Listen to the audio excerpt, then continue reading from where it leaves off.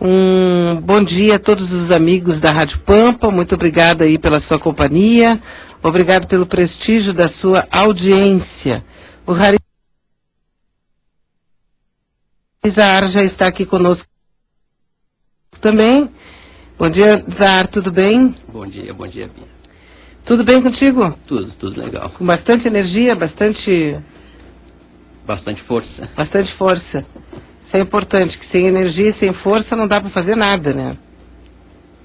Já tive, inclusive, uma consulta num postinho atrás aqui. É? Bem pacato, bem atendido. Pessoal muito legal ali. Estava se sentindo mal? Não, só fui verificar a pressão. E aí, como é que tá a tua pressão? Normal. 12 por 8? Normal. 13 por 8. 13 por 8, tá bom então, né? A minha ontem eu fui também medir, estava 12 por 8. Às vezes a gente tem uma sensação meio desagradável, mas é bom manter um controle, né? Exatamente. Afinal de contas, nós estamos num corpo físico, né? Exatamente.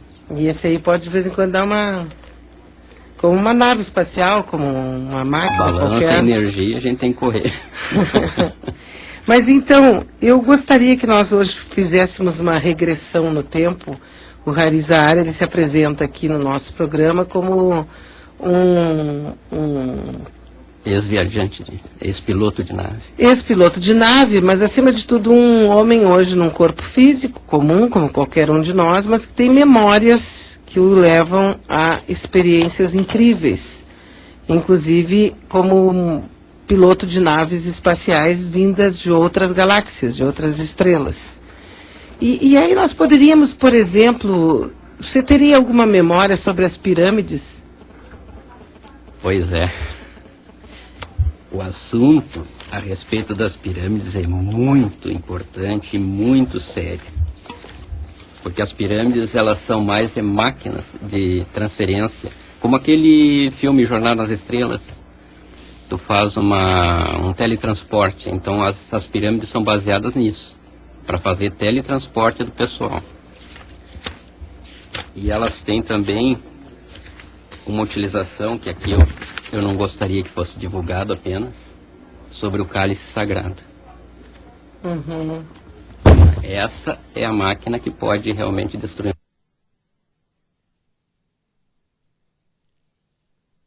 um planeta.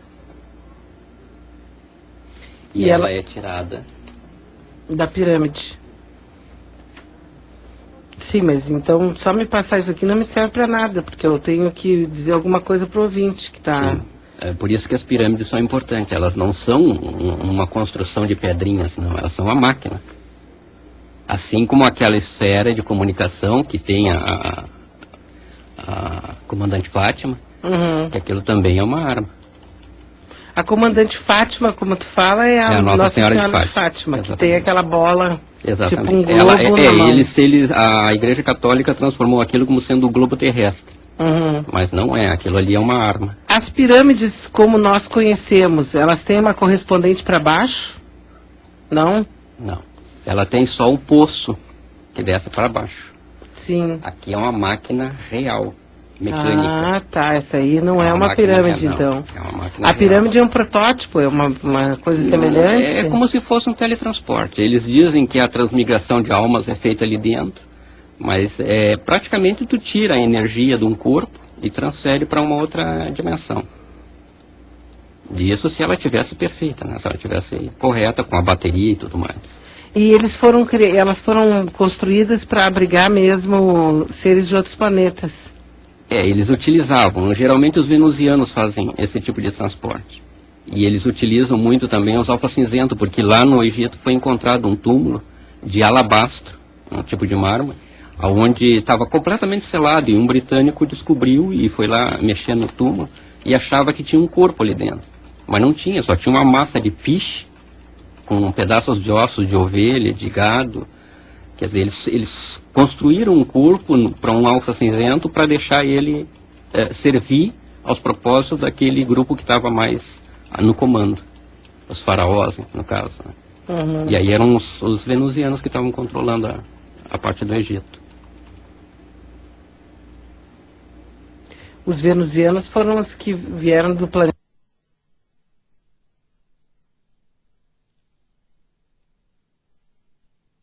planeta Vênus. Isso. Eles têm algumas entradas aqui no Peru, na Atlântida, na Lemúria. Então eles faziam algumas construções para beneficiar o desenvolvimento do povo da Terra. Inclusive na agricultura, eles são muito ligados à agricultura. Sim, tanto que nós temos toda uma história que une o próprio Nilo, né, Exatamente. O Nilo com as suas enchentes e tudo era mais ou menos Fazia um programado. aproveitamento muito grande ali também das plantações, da criação de gado e tudo mais. Inclusive os hebreus, conta a história dos hebreus, que eles foram para lá e eles tiveram um desenvolvimento muito grande ali no Egito. Dentro dessa tua, claro que acredite quem quiser, acredite se quiser, é um fantástico, extraordinário aqui com a presença do Harizar, que você pode saber mais detalhes através do blog, né? Que é o elesestãoaqui.blogspot.com, é um blog que a gente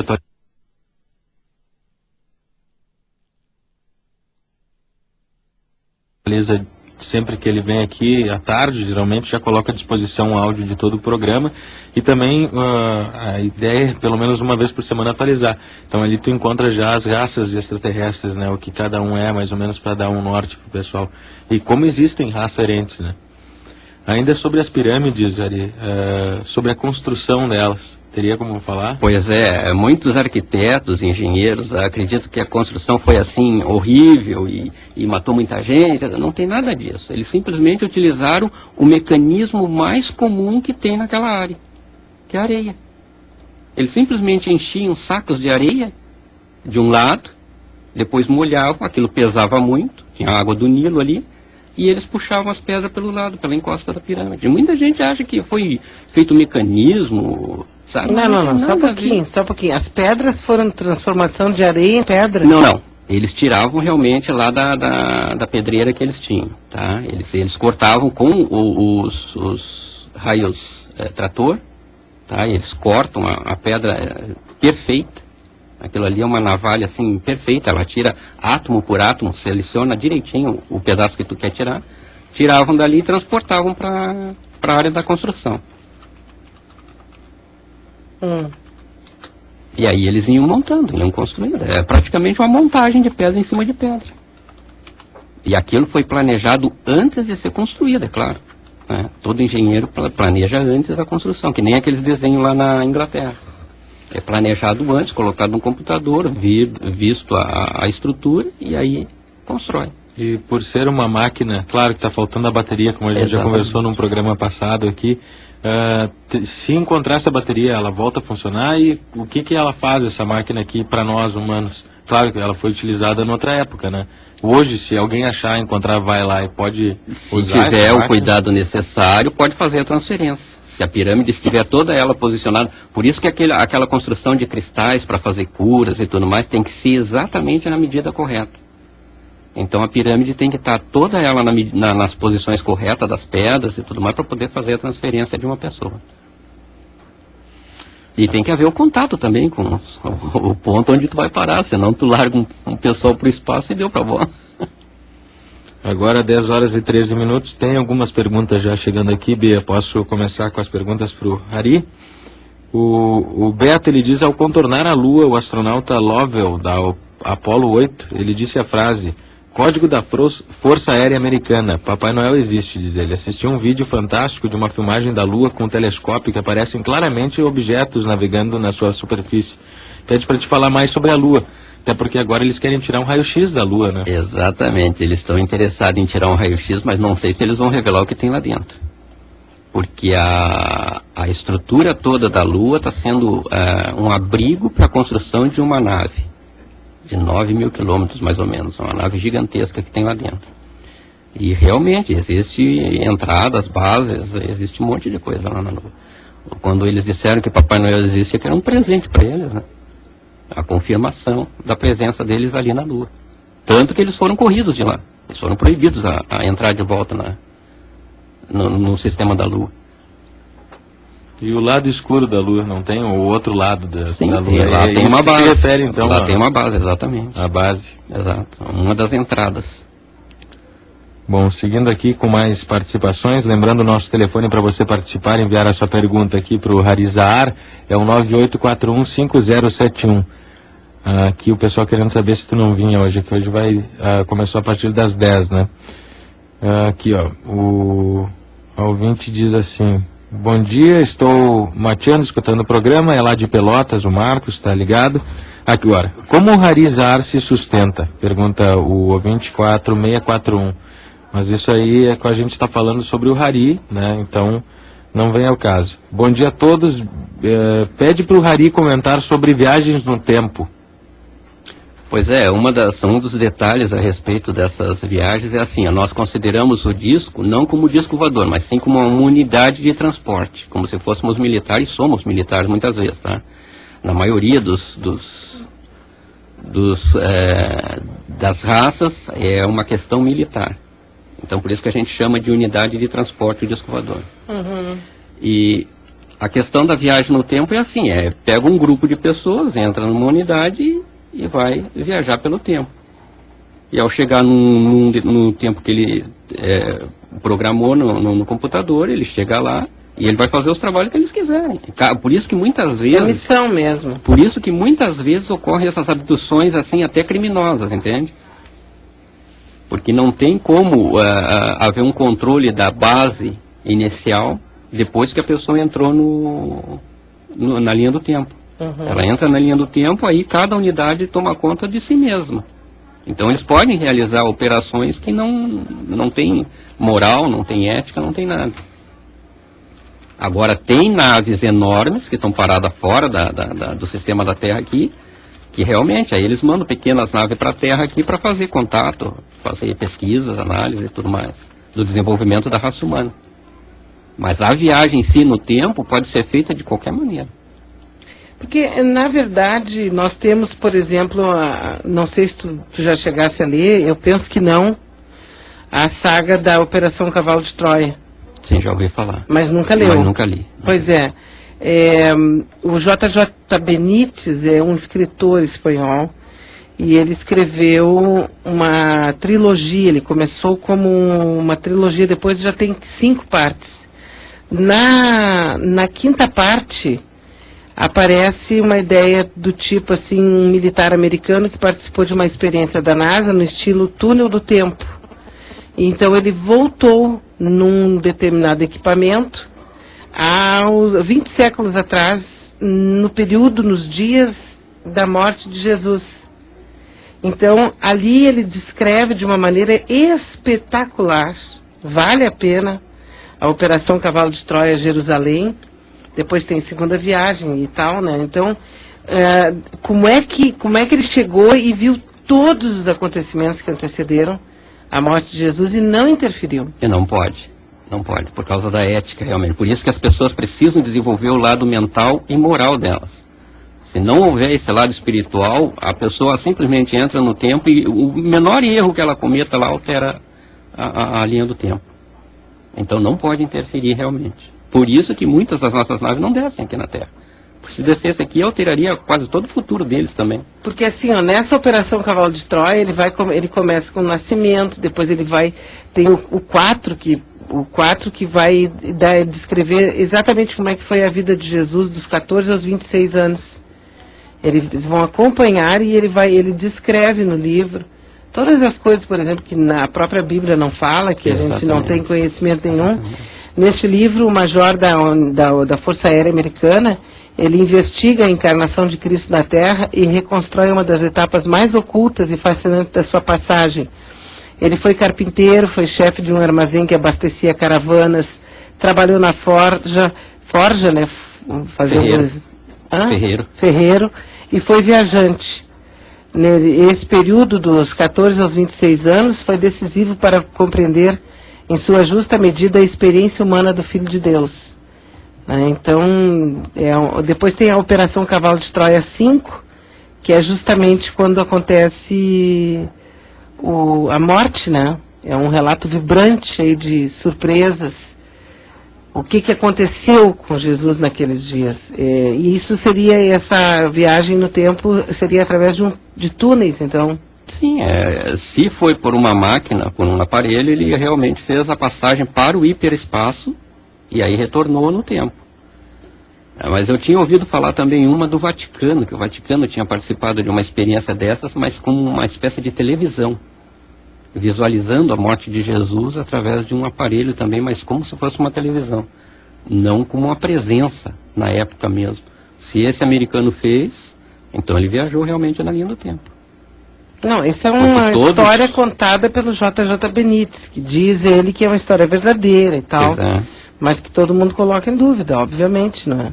Eu não colocaria pelo seguinte: nós temos no blog os hegelianos, que eles estão deitados em cima. Eu até queria dar uma olhada melhor naquela mesinha que o hegeliano está deitado. Ele está morto, com uma paulada na cabeça, uma coisa que quebrou até o crânio dele, aparece até o osso da cabeça. Então ele está deitado em cima de um metal, e aquilo ali provavelmente, exatamente, seja a mesa existente no próprio disco. Então esse indivíduo, ele foi feita uma armadilha para pegarem eles, porque eles são muito difíceis de serem capturados, tá?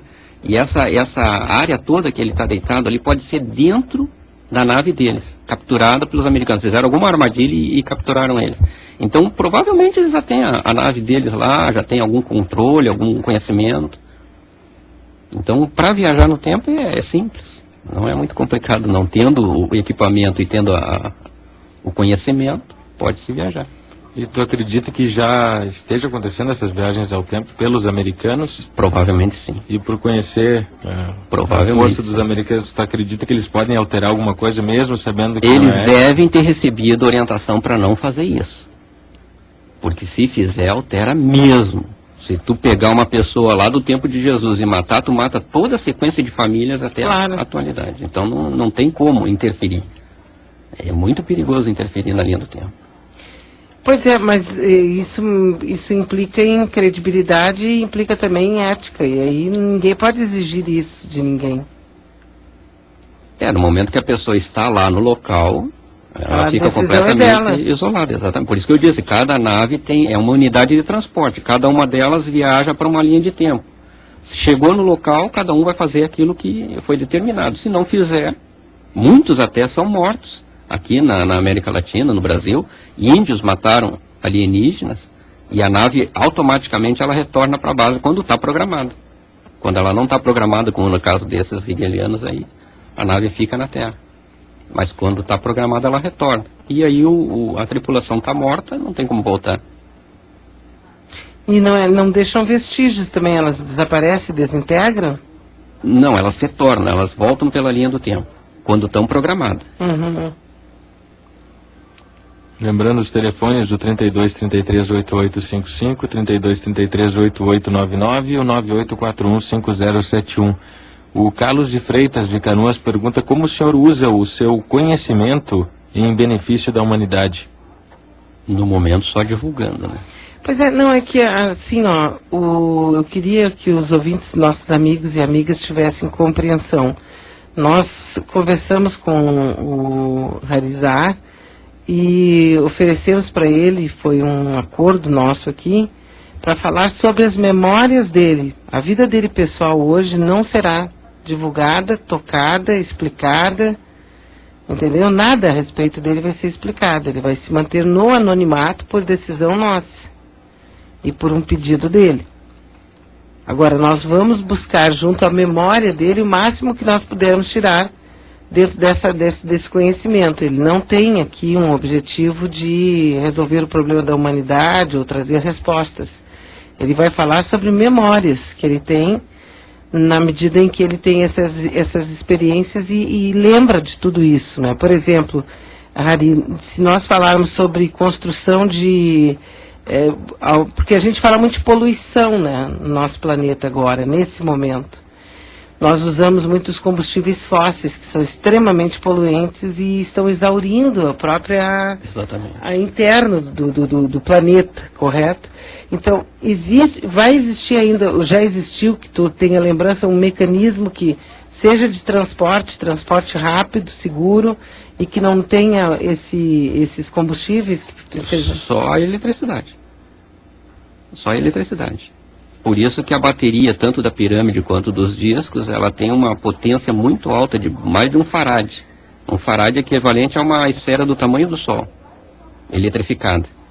Então tu condensa aquilo numa bateria e aquilo ali te faz a gravidade externa do disco, e aí tu pode viajar mais rápido que... Existe inclusive na Etiópia uma crucificação de Jesus Cristo onde aparecia duas navezinhas, uma do perseguidor e outra do perseguido. Então aquelas navezinhas podem ser colocadas na Terra como se fosse um teletransporte. Saindo daqui para o Japão eu posso utilizar uma esfera, um cilindro, alguma coisa assim para poder fazer uma viagem rápida. Mas tudo com eletricidade, não usa combustível. Mas ao mesmo tempo a eletricidade ela vai exaurindo a água.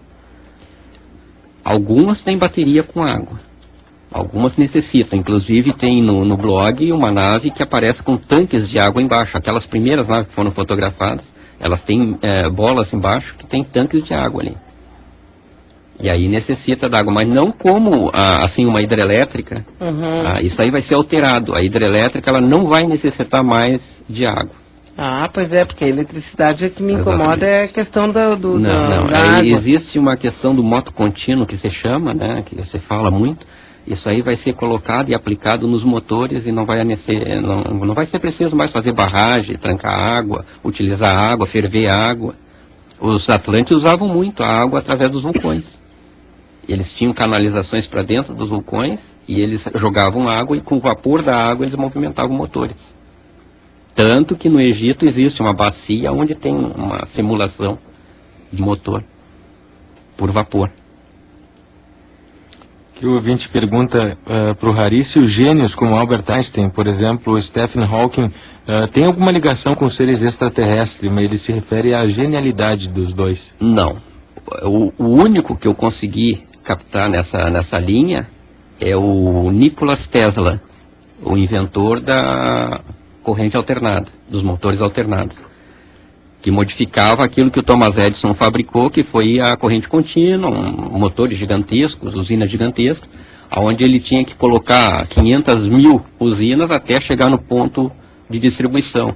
Enquanto que o Nikola Tesla não, ele veio já com o conhecimento pronto, ele já veio todo preparado. Inclusive quando ele nasceu lá, houve uma chuva de relâmpagos, porque houve algum combate ali para que ele não nascesse. Mas ele foi colocado para nascer, para trazer esse conhecimento dessa eletricidade que está se usando hoje. A Maura do Centro disse que sonhou que era um ser diferente, era uma vida anterior, eu acho. Estava morrendo e enxergava somente meu braço, o qual era verde e transparente. O que seria? Pode ser também. É contato direto com o registro acástico. E se ela foi realmente um ser de outro nível, isso aparece.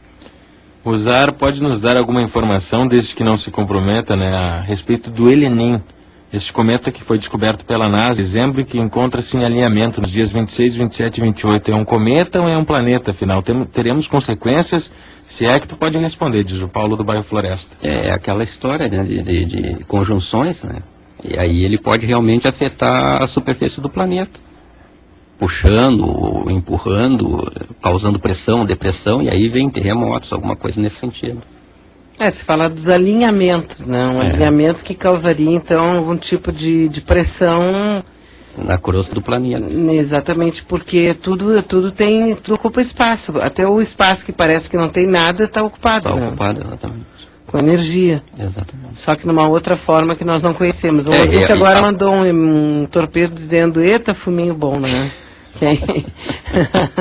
Quer dizer, mas é por isso que nessa parte do programa, às terças-feiras, a gente coloca, acredite se quiser. Nós não queremos aqui influenciar ninguém, nem dizer para as pessoas acredite nisso, porque, veja bem, há uns anos atrás, nós alertamos aqui sobre a existência de uma central com algumas milhares de antenas que estariam objetivadas a fazer alterações, inclusive nuvens, chuvas, no clima. Eu gostaria de falar sobre isso. Eu conheço a tecnologia. No clima. E para muitas pessoas aquilo, quando nós falamos, era loucura. Eu estava viajando, as minhas teorias de conspiração e tal. Hoje já está sendo falado na TV aberta. Exatamente. Foi mostrado, inclusive. Muita gente, quando viu aquilo, deve ter lembrado das loucuras da Beatriz de 15, 20 anos atrás, quando eu já falava sobre esses assuntos. Mas mostrando, dizendo para as pessoas, vamos abrir a nossa cabeça. Nem só aquilo que a gente vê, o nosso mundinho, aquele feijão com arroz, não é só aquilo que existe, tem mais. Tem mais, vamos abrir as nossas lentes, vamos abrir a nossa cabeça. E nós somos importantes por algum motivo, não apenas porque a gente tirou jornalismo, porque fez geografia, ou porque é professor de física quântica. Nós temos alguma outra função. E aí, então, essa tecnologia que nós temos, por exemplo, que dizem é possível mudar o clima do mundo. Sim, ela é perfeitamente possível mudar, mas ela muda no geral. É praticamente um tiro no pé a utilização dessa tecnologia. São ondas de baixo impacto que se formam como se fosse uma espécie de marreta que bombardeia a camada última da atmosfera perto da ionosfera. Aquela camada é uma camada para essas ondas, é onde bate as ondas de rádio e retornam. Então essa camada, ela é praticamente sólida em volta da Terra, né? E aí quando se usa essas antenas, ela dá uma paulada naquela parte lá e ela levanta a atmosfera. Ela causa uma depressão, um vácuo nas camadas inferiores e vai puxando tudo. Aquilo ali altera o clima do planeta. Só que aquilo vai alterando gradualmente, vai se expandindo aquela alteração. Então não é uma projeção de eu colocar essas antenas viradas para cima e bater lá em Tóquio, no Japão. Não. Eu vou bater exatamente na vertical, onde estão as antenas. Só que quando eu bater naquilo ali, eu vou balançar toda a cobertura do planeta. Toda a atmosfera do planeta. Então eles estão viajando achando que podem fazer certinho lá no... Pode. Às vezes, como os russos fizeram, isso aí foi invenção dos soviéticos. E eles tiraram, a partir dos estudos da fotografia Kirlian, eles tiraram essas ondas de baixo impacto. Então eles colocaram isso contra a atmosfera na direção dos Estados Unidos, para tentar prejudicar o governo americano. E lá eles conseguiram fazer um revertério, só que essas ondas estão sendo registradas até hoje, em volta do planeta, desde o tempo que os soviéticos fizeram essa manobra. Então toda vez que for batido a parte de cima da atmosfera, vai alterar o planeta, não tem como.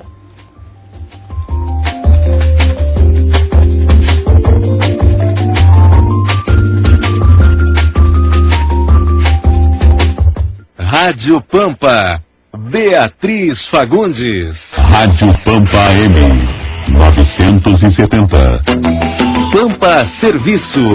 Oferecimento AGER, a agência de regulação que trabalha pela qualidade de vida no nosso estado.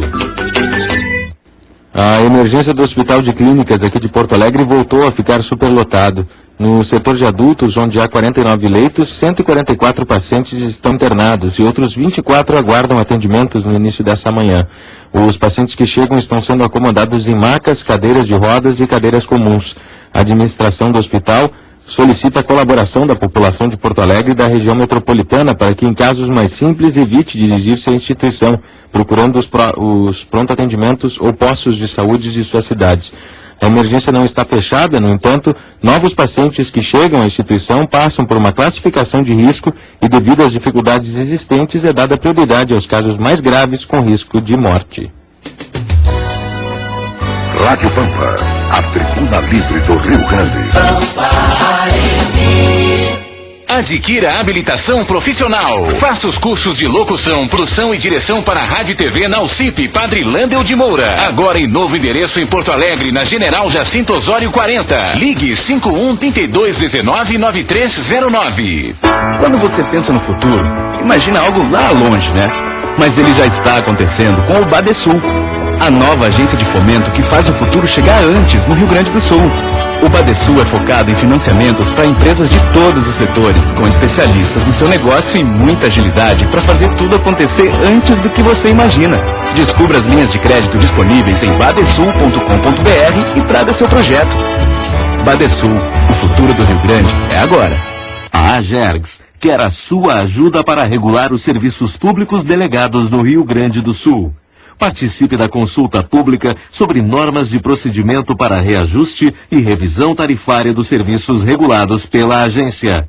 É fácil. Acesse www.agergs.rs.gov.br. Conheça a proposta e dê sua opinião. Agergs, a agência de regulação que trabalha pela qualidade de vida no nosso estado. Rádio Pampa, a tribuna livre do Rio Grande. Rádio Pampa, Beatriz Fagundes.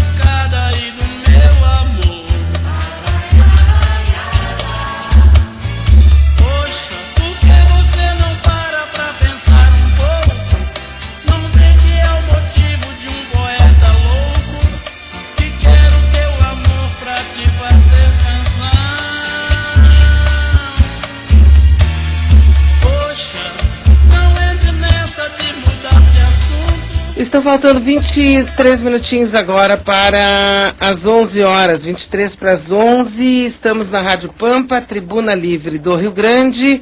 Acredite se quiser, estamos conversando com Hari Zahar, ser humano normal, como qualquer um de nós, mas que tem memórias que estão deixando o Pedro impressionado, não é, com as memórias dele a respeito das suas viagens, das suas experiências. Eu acho que não só o Pedro, né? Até porque, como a gente teve um tempo maior para conversar, para fazer o blog, a gente deu uma fuçada na internet e encontrou.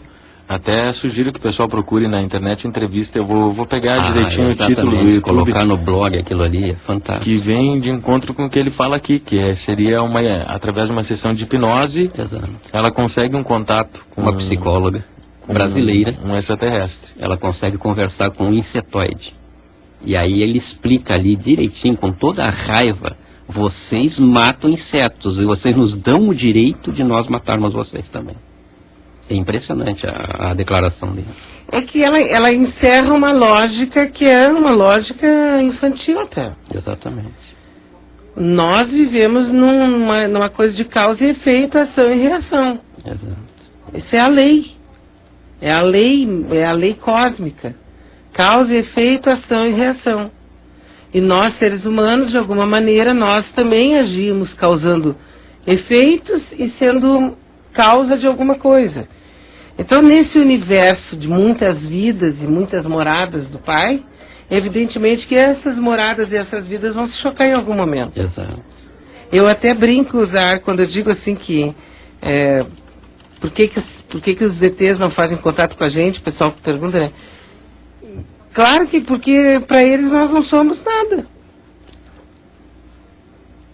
Os que têm consciência, né, eles estão encarando a raça humana apenas como prisioneiros, no caso. Uhum. Mas outros que querem um pouquinho mais de agressão, estão encarando apenas como comida, pessoal. Como comida, claro, como nós olhamos uma galinha, como nós olhamos um pato, uma régua. Exatamente. A mesma coisa. É essa lógica que ela é difícil de falar, porque nós temos a questão da humanidade, a gente tem a questão do cristianismo, a gente tem uma série da moral. Ética. Que a nossa moral é a nossa ética. Exatamente. Não sei qual é a deles. Exatamente. Né? Então, a gente pensa que a gente tem a resposta, que nós somos os certinhos da história da criação, e não sei se é verdade isso, né? Sim. Mas assim, ó, tu conhece alguma coisa sobre Umbanda? Eu já participei de muitas sessões de Umbanda. Mas já participou por conhecer ou tu foi lá como eu vou, o Pedro vai? Sim, assim, comum. Então tu não conhece nada como nós. Não como estudo. Uhum. Agora eu já vi as entidades da Umbanda. Já viu? Já vi, eu tenho evidência para esse lado. Se eu frequentar, eu sou capaz de identificar o Ogum, o Exu Caveira, os Pretos Velhos, aí eu vejo todos. Uhum. E não é dentro da sessão, geralmente eu vejo fora da sessão. E aí, na o que rua. tu faz, tua bana? Bom, eu fico com medo. Tua bana é ótima. Não, eu me assusto um pouquinho, sabe? Porque às vezes eu só pego de surpresa. Eu vejo eles me encarando e eu levo um pouco de receio, mas respeito, e o respeito é correspondido. Teve um filme que eu não sei, porque o Harry Zahara é uma figura muito estranha. Ele não é um cidadão assim, globetrotter, frequentador de shopping e tal, pelo contrário. Mas teve um filme que mostrava os anjos. Como era o nome? Cidade dos Anjos. Cidade dos Anjos, exatamente. Você viu? Boa lembrança. Totalmente errado. É. Nenhum anjo usa preto. Para começo de conversa, nenhum anjo usa preto. Eu já fui levado ao altar celestial, eu já vi os anjos. Eles não usam preto. Mas o preto não é uma coisa de É uma coisa de isolamento, mas eles não usam. Aquilo ali foi feito não sei se diretamente, mas uma coisa assim, correspondendo ao corvo.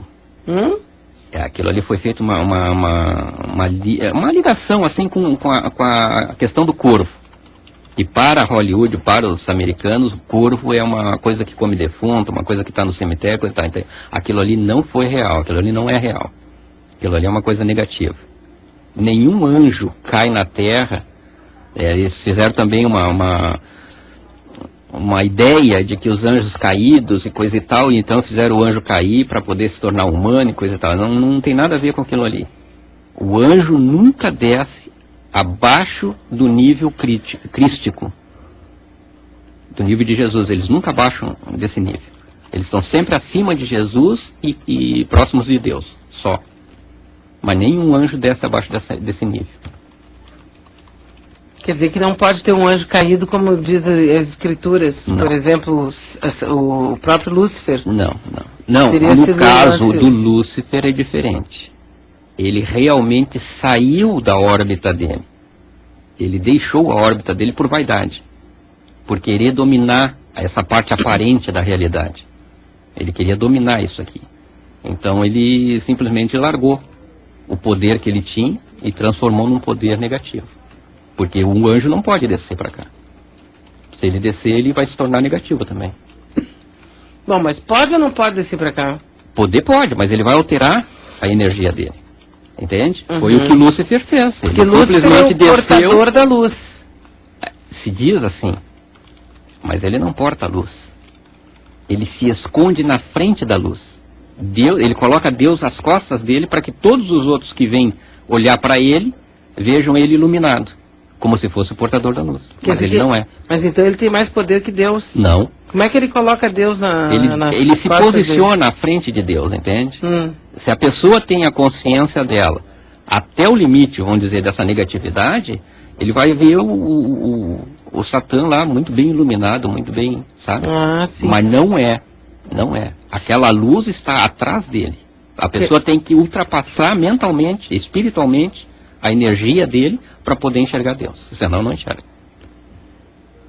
Ele bloqueia. Que nem o Mussolini, o Benito Mussolini. Ele recebia as pessoas no palácio e colocava as pessoas na parte da manhã, quando o sol batia intensamente numa janela nas costas dele, e as pessoas ficavam na frente dele ofuscadas, como se o Benito Mussolini fosse todo iluminado, entende?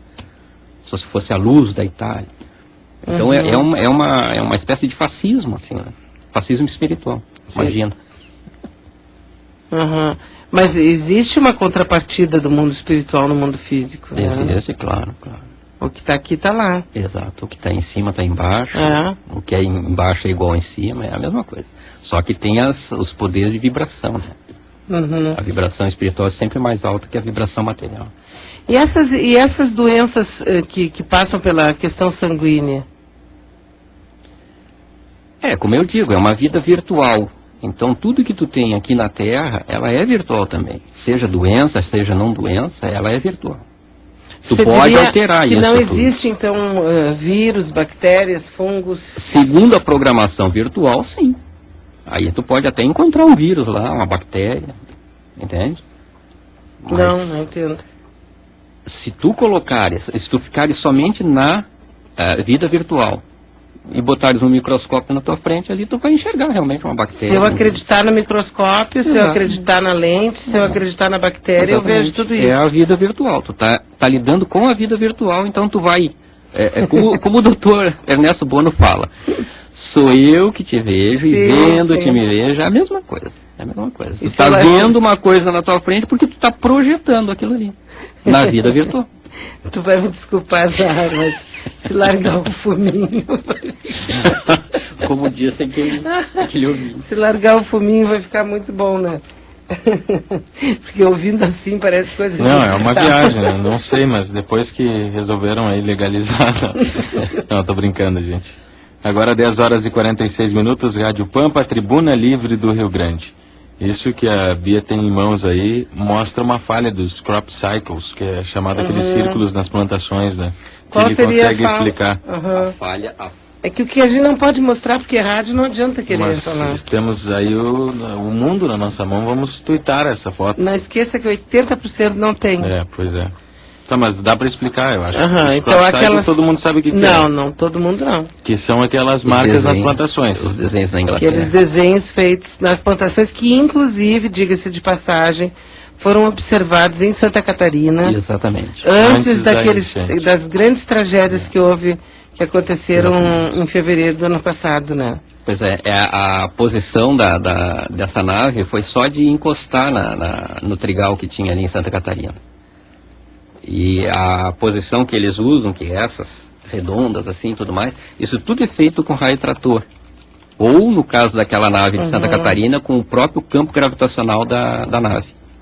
Ele se aproximou do solo com o campo ligado e aquilo aconteceu. E ficou a marca.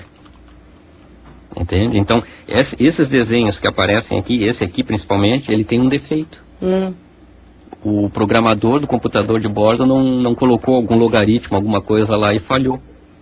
Então, o desenho, aquilo é só desenho, né? A gente tinha explicado isso, é só desenho, não tem nada de mistério, de comunicação, de coisas mágicas, não tem nada a ver. Eles estão só se distraindo, fazendo desenho. Exatamente. Tirando onda. Exatamente, estão até rindo dos humanos. Estão se distraindo, estão fazendo desenho. Exatamente. Eles colocam uma sequência na nave, no computador, e simplesmente passam a desenhar aquilo ali. Tanto que essa aqui apresenta um defeito de programação. Qual é o defeito? Essa aqui parece assim um jogo de xadrez, é o tabuleiro de xadrez, só que circular, não quadrado daquele, mas tem assim um quadradinho deitado e um quadradinho verde de pé. E numa das posições aqui deveria ter uma falha central e não tem. Todos ficaram verdes de pé. Então falhou um dos quadradinhos, o computador não fez, não executou. Então é o que mostra que aquilo ali é apenas uma brincadeira deles. Sim, porque nós também ficamos ao lado de um cupinzeiro, de um formigueiro brincando, e nós nem estamos aí para as formigas. Tem muita gente que chega lá e picha com o cupinzeiro, não é? É a mesma coisa. Nós não estamos nem aí se o rei dos cupins vai ficar nervoso, se a rainha vai querer trocar de roupa porque nós estamos perto. O interessante desses círculos é que pessoas criativas e com tino comercial podiam ganhar dinheiro com isso. Pode fazer pulseira, colares, brincos, quadros, pode fazer um monte de coisa e ganha um monte de dinheiro. Ou não.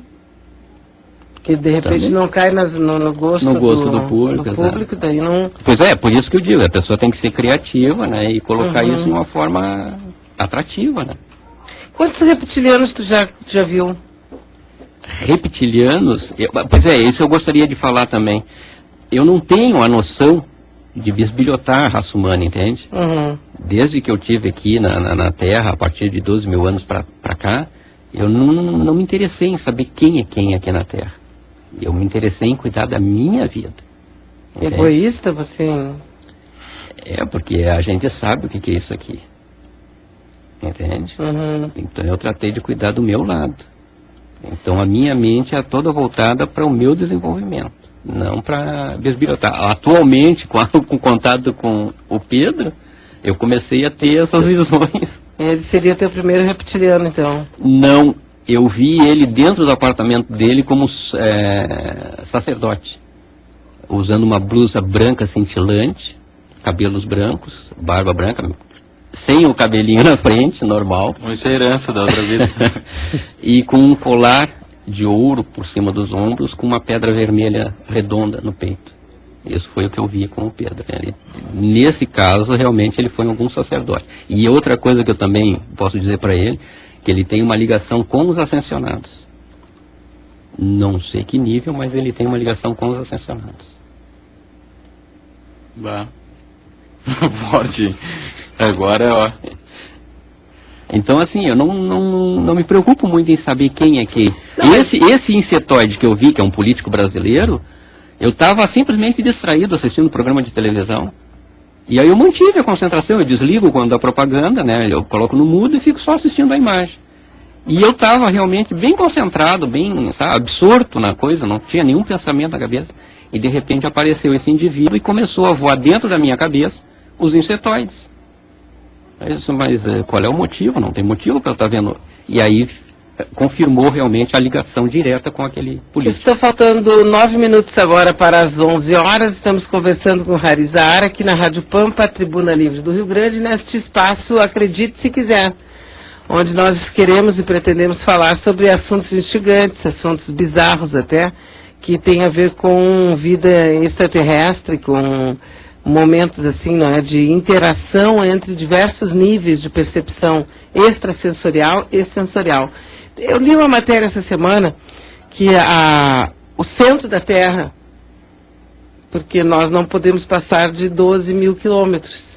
Qualquer tipo de furadeira, vamos dizer assim, não é, que tem perfuratriz. Estão fazendo isso na Califórnia, na Rússia e em outros lugares também, assim, bem secreto, estão fazendo essas perfurações com laser. Isso, eles estão fazendo assim com altíssima precisão e querendo ir o máximo possível, porém, eles estão esbarrando numa coisa muito estranha.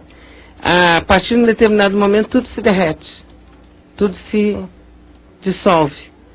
Então há quem diga que o centro da Terra, que seria inatingível para o homem, como o homem se conhece hoje, tem o negócio da Terra Oca, tem uma série de... Mas também agora surge a versão de que nós teríamos um centro absolutamente... Seria um ouro, em estado incandescente, numa altíssima calor, né, uma altíssima temperatura, mas seria ouro puro. E seria quase impossível de penetração, de se chegasse até o local. Aqui nessa história desses desenhos lá na Inglaterra, conta-se a história da Távola Redonda, do Rei Arthur e da Távola Redonda. E alguns dos membros da Távola Redonda, eles caíam em sono, de repente, e se projetavam para uma espécie de ilhas em movimento circular, rodando, uma ilha. no centro da Terra. E ali eles vinham naves descendo, saindo, entrando naquele sistema e tudo mais. Então há uma correspondência com um gigantesco Sol no centro da Terra. Há uma correspondência. Só que esse Sol pode ser realmente uma nave estacionada, do que o Dr. Bono muitas vezes fala, de um ser de muita luz, que é chamado Cristo planetário, e ele está preso realmente aqui dentro da Terra Oca, no caso. Mas mesmo aqui, do lado de fora, a tentativa de entrar com esses lasers ou com perfuratrizes, isso nunca vai dar certo. Porque toda vez que se aproxima desse centro, não só pelo efeito da gravidade, que é muito intenso, e derrete qualquer coisa, como também por uma questão de transferência dimensional. O núcleo do planeta está numa posição onde ele projeta uma espécie de capa dimensional, e aí a parte de fora, mais fria, menos gravitacional, ela não consegue penetrar de jeito nenhum realmente ali. Ela teria que ter uma estrutura como essa, de uma gravidade autônoma, para poder passar, senão não passa. Sim, porque nós, na verdade, se a gente quiser trabalhar de uma forma bem simples, nós teríamos que ter um movimento para cá e outro para cá para poder... Alguma coisa assim, exatamente. Só que o movimento não seria assim, seria vertical. Tá? Não seria redondo. A Terra gira para um lado e uma nave girando para o outro entraria. Não, mas é vertical. É como se fosse uma perfuratriz. Como se fosse uma máquina de tear. Isso, ela vai perfurando para poder entrar. Então só o campo gravitacional autônomo é que tem essa capacidade. 4 minutos faltando para as 11, tem algumas participações aqui, Bia. A Priscila Jancos, por exemplo, ela pede para o Hari falar um pouco mais sobre a raça dos felinos. Ela diz que sente atração muito por eles, que tem uma ligação forte com os felinos. Gatos. Procede? Procede porque existe uma raça de felinos que tem contato, inclusive, com os militares brasileiros. Já foi feito, inclusive em televisão já apareceu eles curando. Como é que é? Os felinos. Existe uma raça de felinos. Existe também os símios. Uma raça de macacos. Tipo mico. Miquinho pequeno. Isso. Seres humanos aqui são parte dessa raça também. Eu conheço alguns. Eles são considerados os baderneiros do plano espiritual. Eles são um perigo. Então eles são muitas vezes enjaulados para poderem controlar. Eles são bem avoados mesmo, que nem os macacos aqui da Terra. Mas os gatos realmente eles têm uma ligação com essa raça de felinos. E esses felinos já entraram em contato com os militares brasileiros, já tentaram até curar um rapaz, uma criança na época, filho de um militar. O militar insistiu muito, pediu muito para que eles ajudassem. O garoto tinha poliomielite, e aí eles levaram o felino até o hospital, secretamente, não sei como que eles fizeram isso, mas levaram até lá, e aí ele entrou no quarto e tocou na perna que estava doente do garoto. Melhorou. Não 100%, mas melhorou realmente os movimentos do rapaz. Hoje ele é um senhor já lá em São Paulo. Então há um contato. Existe um contato. Se a pessoa começa a maltratar gato, ela vai se vir com esses caras. Com essa raça de felinos. Exatamente. Por isso que a gente não deve nunca estar agredindo os animais, né? Seguindo aqui, Bia, com mais participações, o ouvinte pergunta ao Hari sobre o livro apócrifo de Enoque. Como eu já falei, tem algum acervo já. Que se quiser nos manda um livro digitalizado. Já ouviu falar sobre esse apócrifo? Ouvi falar, mas ainda não li. Não tenho ainda contato com essas leituras, com essas coisas assim. Mas a maioria desses livros da Bíblia, ou livros que foram achados lá nas cavernas de Qumran, em Israel, eles são praticamente resumos dos livros que haviam na Biblioteca de Alexandria. A Cleópatra mandou construir tudo aquilo lá e captou em todo o planeta conhecimento e tudo mais daquelas regiões ali em volta. E ela formou a biblioteca. Mas muitos daqueles livros que estavam na biblioteca falavam das nossas naves. Das naves dos venusianos, da Atlântida. Então, provavelmente esses livros de Enoque e outros tenham assim um pouco mais de verdade a respeito dessas coisas. Muito bem, então esse espaço você vai poder ouvi-lo novamente, não é? No blog do Hari Zahar, que é... Eles estão aqui, .blogspot.com. Eles estão aqui, tudo junto e sem acento, né? .blogspot, um T mudo no final, .com. Muito bem. Hari, foi um prazer. Prazer também. Felicidade a todos também.